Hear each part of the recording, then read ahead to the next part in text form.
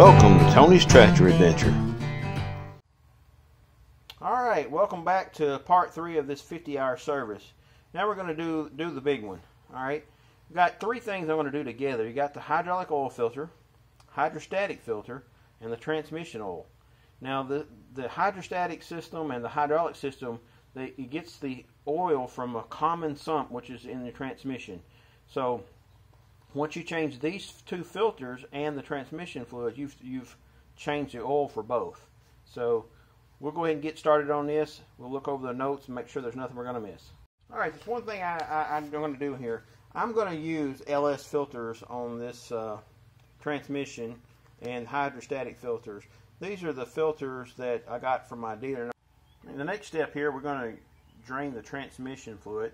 Now this transmission holds 3.3 US gallons, so make sure you've got enough drainage capacity before you start this. I have done some bigger tractors where I'm right in the middle of draining the oil out and it's running over the side of my barrel, especially on some of the large equipment I've worked on in the past. You know, if you're not paying attention, you can really mess up and have a big mess on your hands.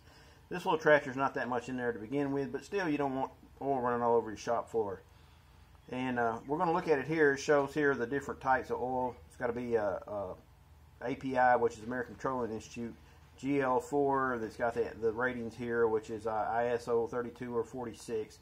So this is actually showing to run an older type of oil, and it's got some names out to the side of it, LSTH 400, which I guess is their version of oil, and then it's got some different name brands on the side here. Alright, this is the oil I'm going to use. It's Traveler's oil from Tractor Supply. This is their premium universal tractor oil. This is what I've run in my last Massey Ferguson.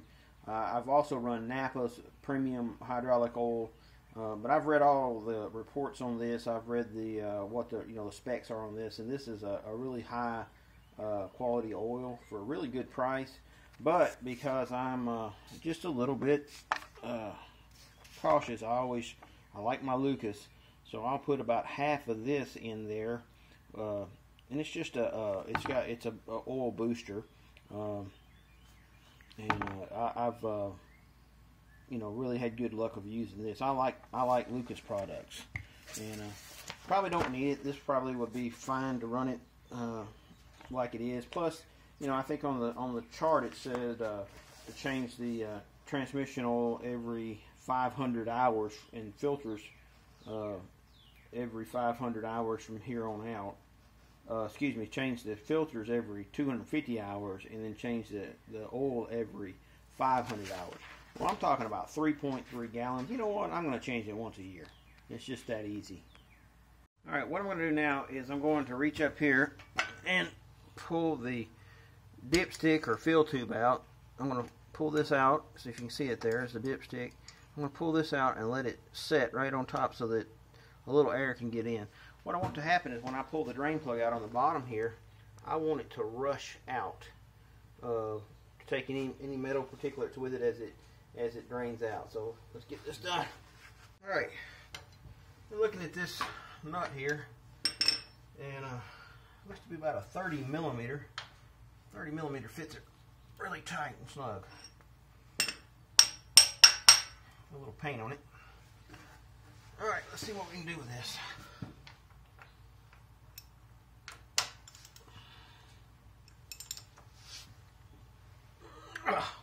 That dude is on there.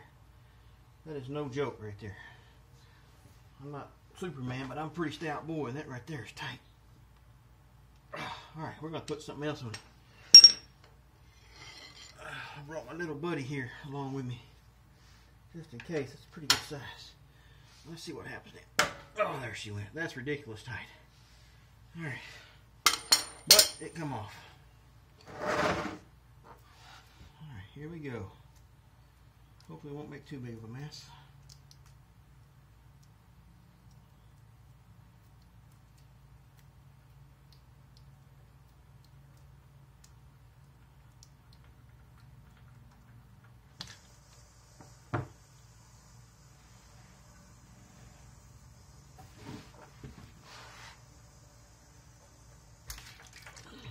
actually suck the drain, the fill plug back inside it.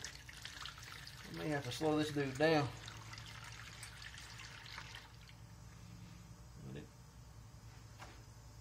Let it drain a little bit slower. It come out of there so fast that it about overflowed my pan. So I put my plug back in. I put my fill plug back in so to cause it to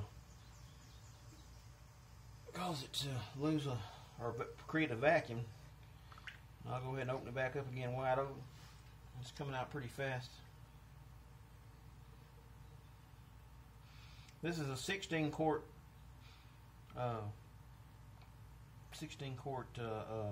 pan here, and I figure this is about 13 quarts according to the chart, give or take. Looks like it's about right.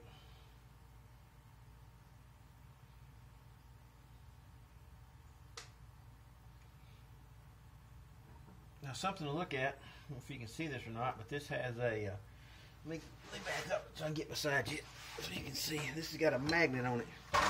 And you're looking for any kind of really, that's normal. That's just normal stuff there. But feel that around, see if that's a magnet, see if you feel any metal particles in it. I don't feel anything but just normal wear. You know, you got clutches in here. So that's just normal break-in wear. There's little fine pieces of metal. That's just absolutely normal.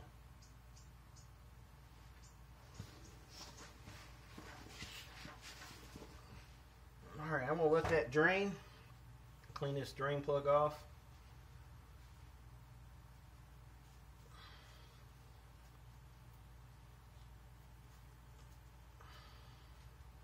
Drain plug's cleaned off. It's ready to go back in there. We're going to let this drain for a while. Next thing we're going to do is start removing some filters. Alright, I'm going to go with this filter here on the side, which is the suction filter. I'm not going with it for any rhyme or reason other than it's just the first one I came to. So I'll get my pliers and we'll pull this filter off. Hopefully it won't be as difficult as that drain plug was. That drain plug was ridiculous tight. I hope that it all goes a little bit easier.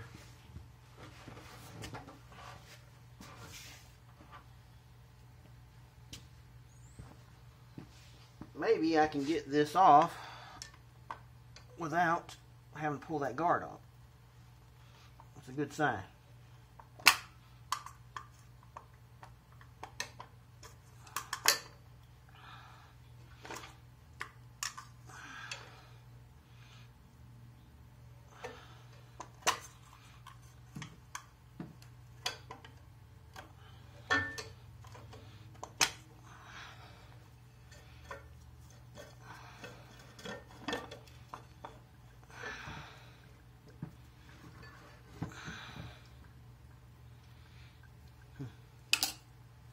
Well, that's the filter that come on it from the factory. It's the same filter. This one does not say LS on it. It says it's an AE25, which I've seen. It's called a Zinga filter, and it's the same filter as this one. You can see that it's the same one. They just painted it over. This is the one I got from my LS dealer. It says made in USA. I looked up the AE25 25 micron filter, and you can actually get the aftermarket filter, or you can get this same filter. You can just order this filter, AE25, and then the one that's the LS filter, which is the hydrostatic filter. That filter is like a 10 micron, and you can actually get that one as well in a different manufacturer. I'm just going to go with the LS. I bought this from LS. This is what come on it from the factory, so I feel pretty good about it. Alright, same principle of the oil filter I talked to you on my previous video. I'm going to make sure that this, this gasket is missing. Make sure that's clean. Now on this particular one, I am not going to prime this filter because it sets at the bottom of the sump. The sump is right there. You can look through and see the sump. So when I put oil back in this, it's going to automatically fill it up. Now I am going to take a touch of this oil and rub around on this gasket here, and I'll go ahead and put this dude back on.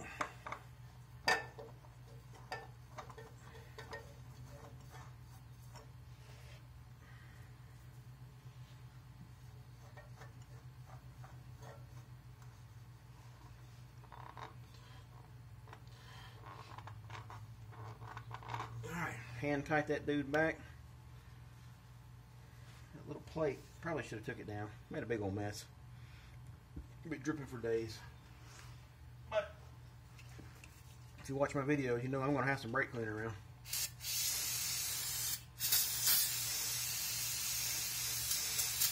Alright, that'll dry off nice.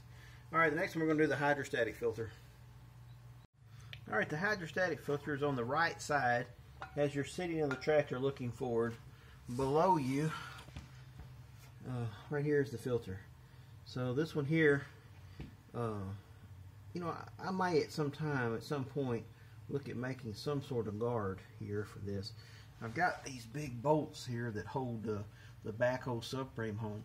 I could weld me a bracket that goes across here like a L, and cover this filter up here. I could weld this L, like a L bracket right here, and it would, you know, and then bolt it on right there with these big bolts, and it would protect that oil filter. I don't see any sort of damage, and I've been out, you know, doing some stuff with this tractor. I don't see any kind of damage. Everything else I'm not really worried about. It's cast iron.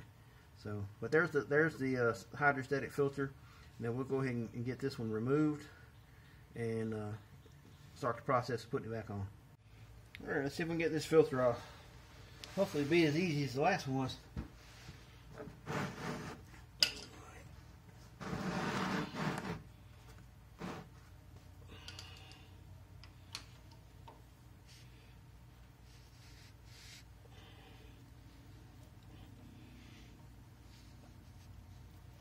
Always got to be one. All right, here it went. That was tight. That was more like put on with a filter wrench or something. I don't know. That was pretty tight. Probably some robot put that together.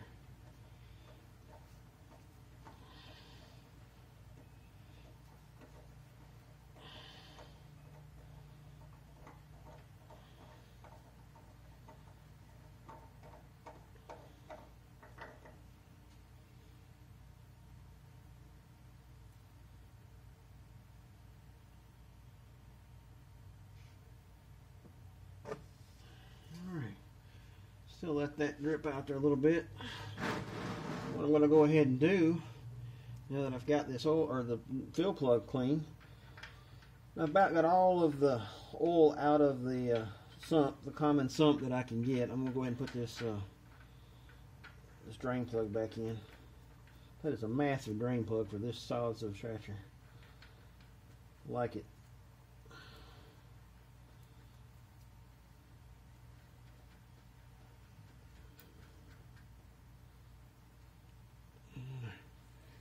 Get my big old socket.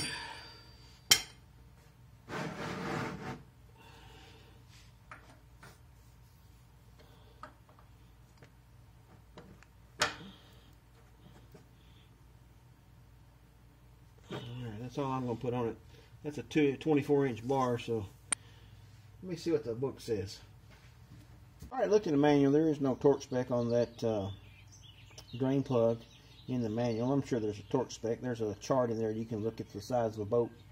But I'm going to use the German torque spec, which is good and tight. So I put probably about, I would say there's probably a good 60 to 80 pounds of torque on that, which is more than enough. Alright, this is something I recommend strongly for you to do. I see this happen all the time where you got a 5-gallon bucket of fluid and there's dirt on top of the bucket, and people will just go out and start pouring oil in the, you know, in their containers or whatever. Take you a lightly oily rag and a little rag with a little bit of oil on it, and wipe all the dust and the dirt and everything off of this. Because whatever you pour out of here is going inside your engine or going inside your transmission.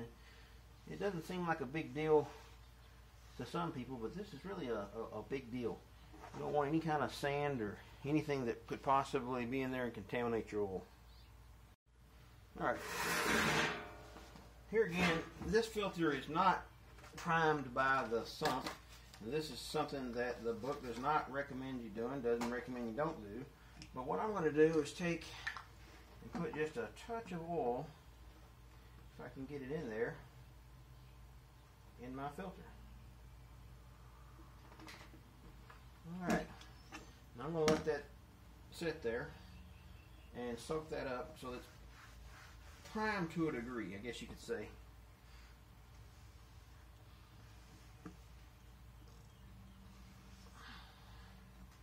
Take a little bit of that oil and put on there. Put on your gasket. And now we're ready to install this filter onto the tractor. Alright, let's get this thing put on.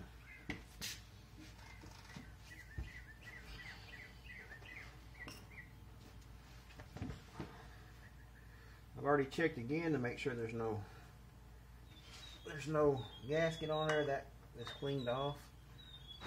We got a little bit too much oil in there. It's going to drip out a little bit, but all in all, it'll be okay.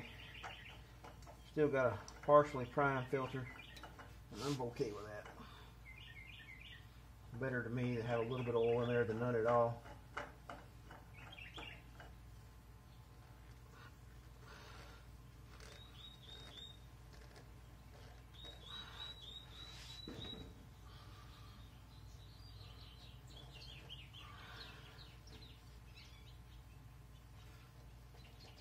If you're going to try to claim warranty work, you better change your filters at least once, because it's going to be hard to argue that you did your service when the original filters are still have factory paint on it.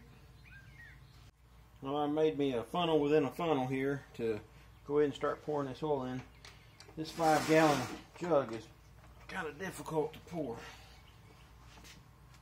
so we're going to do our absolute best to not make a huge mess. I just now realized that rhymes. We're all cleaned up here. Wish me the best.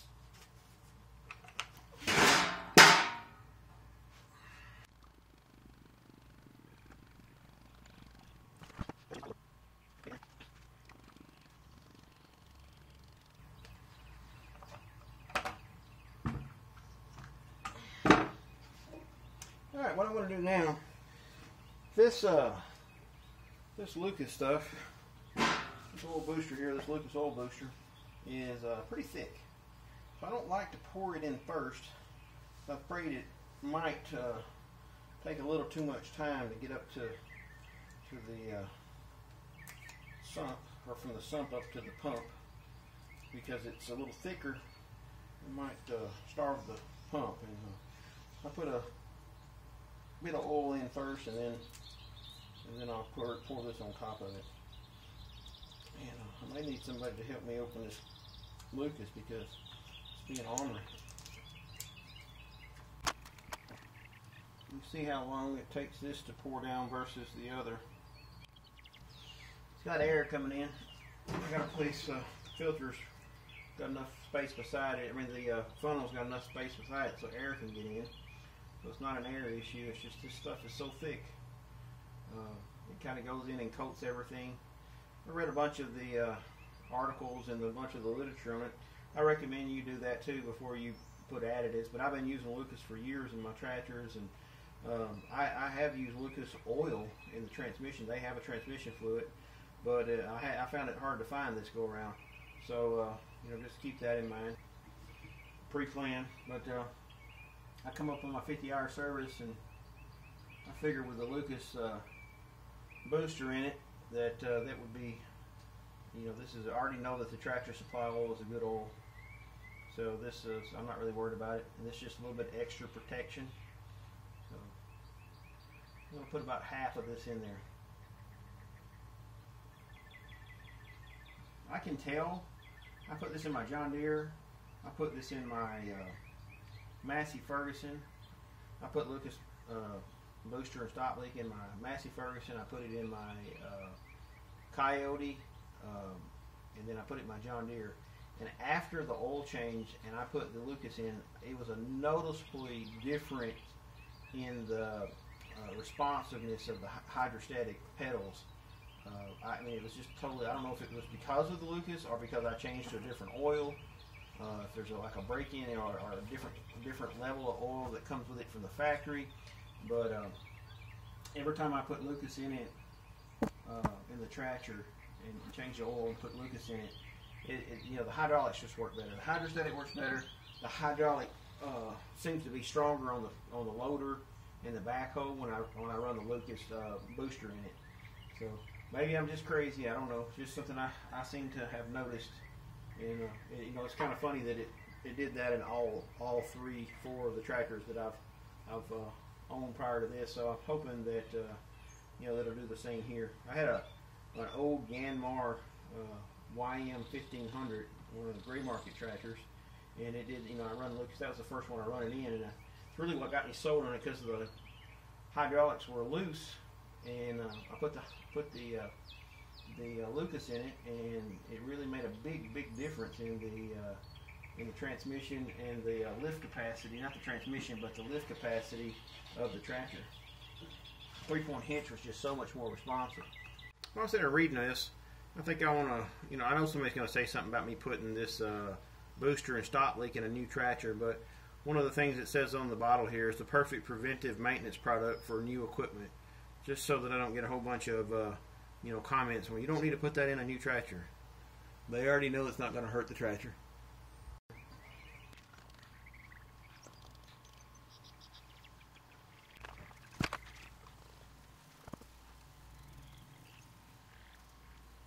Okay, I've got, I would guesstimate about 3 gallons, maybe 2 3/4 gallons of oil in the transmission reservoir.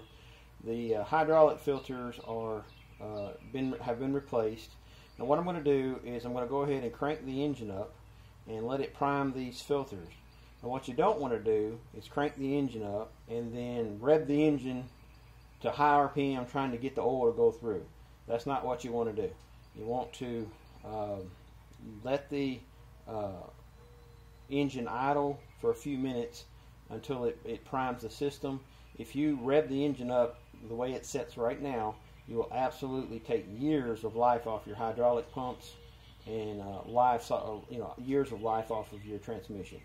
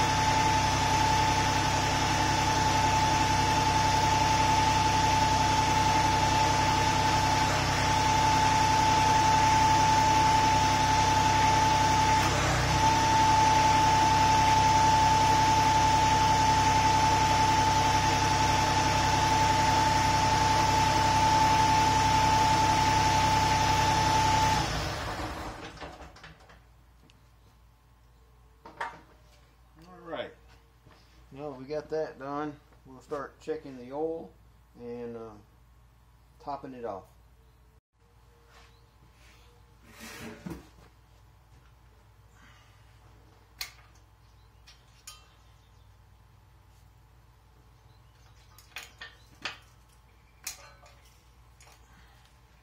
Yeah, no surprise, there's no oil in the dipstick.